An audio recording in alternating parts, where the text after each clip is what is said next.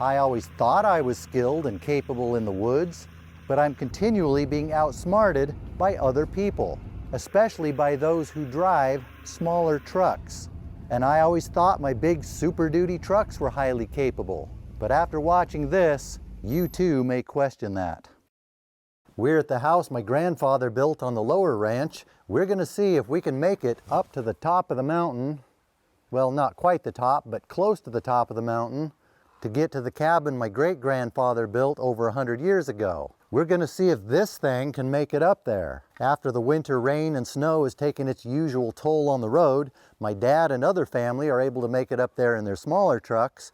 The problem with these big Super Duty and other big Super Duty-like trucks is they can't go in a lot of places the smaller trucks can. But we're going to see if this thing will make it up there this year, because this is what I have.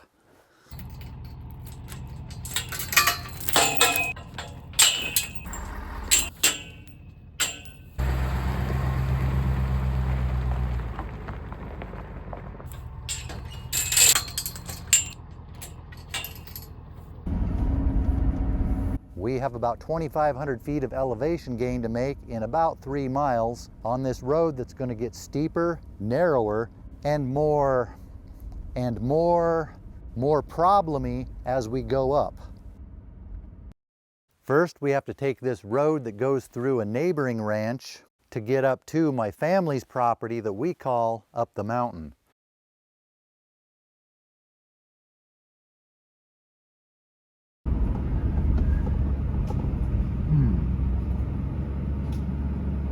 Now we run into our first problem. When someone with a small truck finds a tree in the road or an obstacle, all they have to do is cut a little narrow path to fit through. On camera, it might look like I can fit through there, but cameras can be deceiving. I can't fit this big behemoth through there. People with small trucks are smart. All they have to do is cut a narrow path through, then wait for somebody to come along with a big behemoth of a truck who will have to clean up the rest to get their truck through. Around here, it usually ends up being me who does most of the cleaning up of the road because I have the biggest truck. I had to change out of my driving up the mountain outfit, put on my cutting a tree out of the road outfit. Why? Because this is YouTube. Things don't have to make sense on YouTube. And this shirt is much cooler for doing work.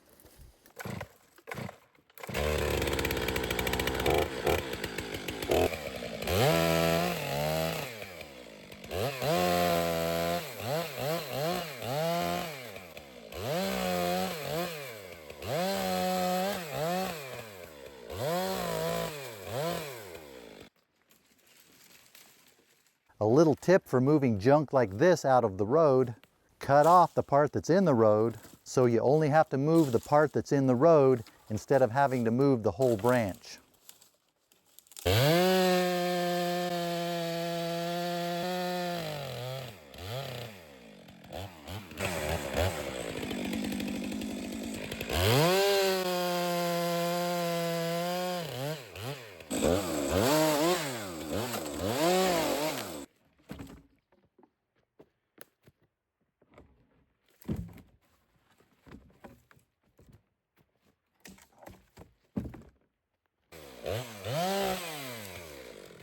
That'll leave plenty of room to get through.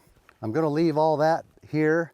I heard a rumor one of the guys who manages this property is going to bring some equipment up here. He can easily push this out of the road with a dozer, and this is good black oak firewood. It's there if they want it. If they don't get equipment up here this year, they will eventually. There's nowhere to get rid of this stuff. It's all uphill on both sides of the road. This road needs a crown on it.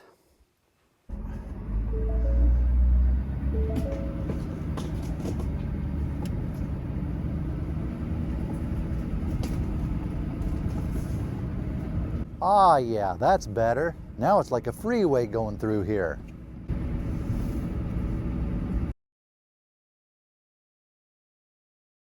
This is the problem with having a newer, shiny truck. It makes you feel bad when you scrape it up against these kind of things. It's not so bad when you have an older, beat-up truck. So the guy with the newest, shiniest truck ends up being the one who cleans all this junk out of the road. A lot of times these dead Douglas fir limbs will break off easy if you give them a short, sharp shock. Why am I wearing a hard hat when I do this? It's because of those times when I did this without wearing a hard hat.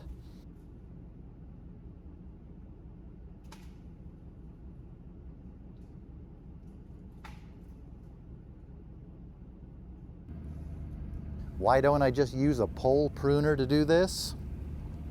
Because I didn't bring one.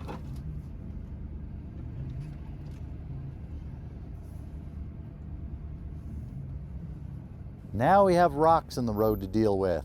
The small trucks can get around them, my front tires can steer around them, but with my long rear end, my back tire is going to hit them. The guy with the biggest truck gets to move a lot of the rocks out of the road. And the limbs and the sticks.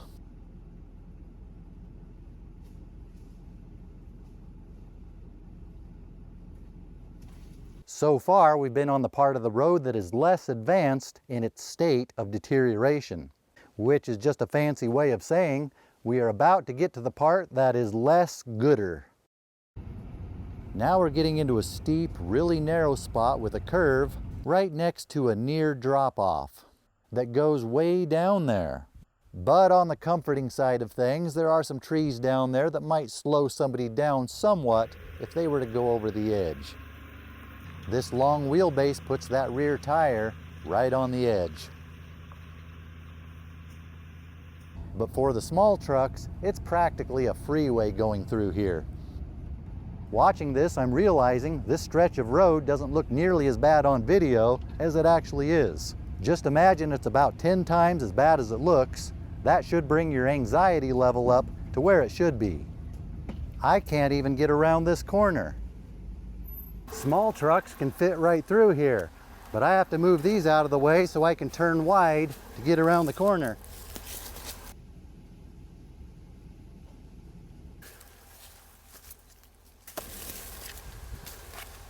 That ought to do it.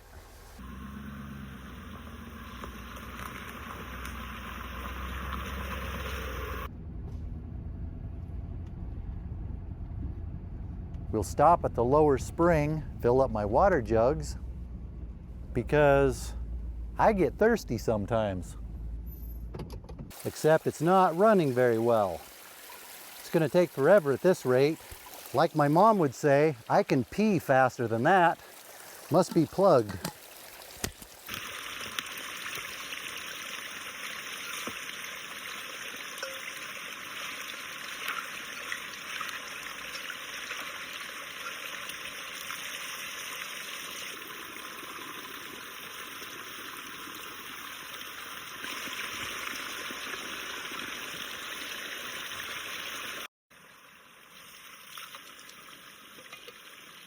Cold, clear spring water coming out of the mountain right at the source.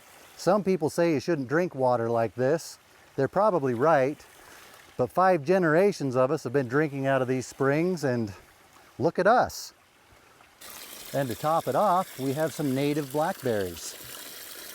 These kind are the best, better than those invasive Himalaya blackberries. Yeah, that's what I'm talking about. You never know what you're going to find when you go up the mountain. If only the camera would show how steep, outsloped, and narrow this road is, it might actually make better video. Now we have this switchback to go around.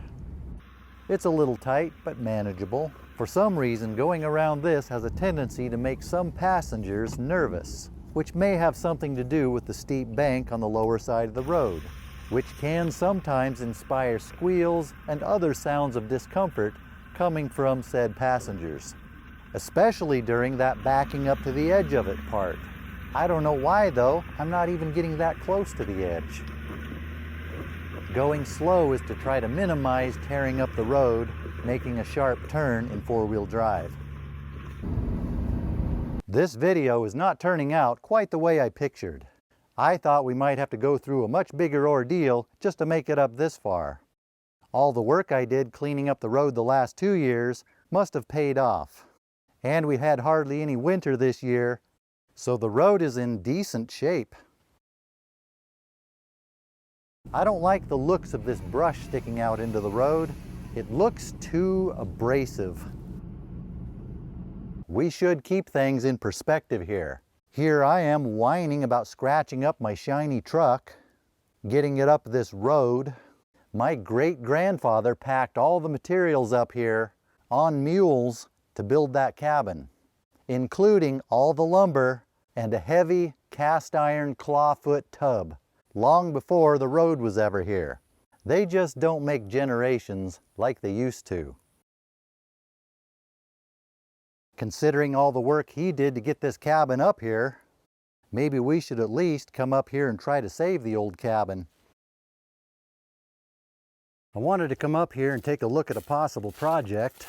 Looks like a mountain kitty has already been up here looking at it. Of course, the appropriate thing to do is to poke it with a stick.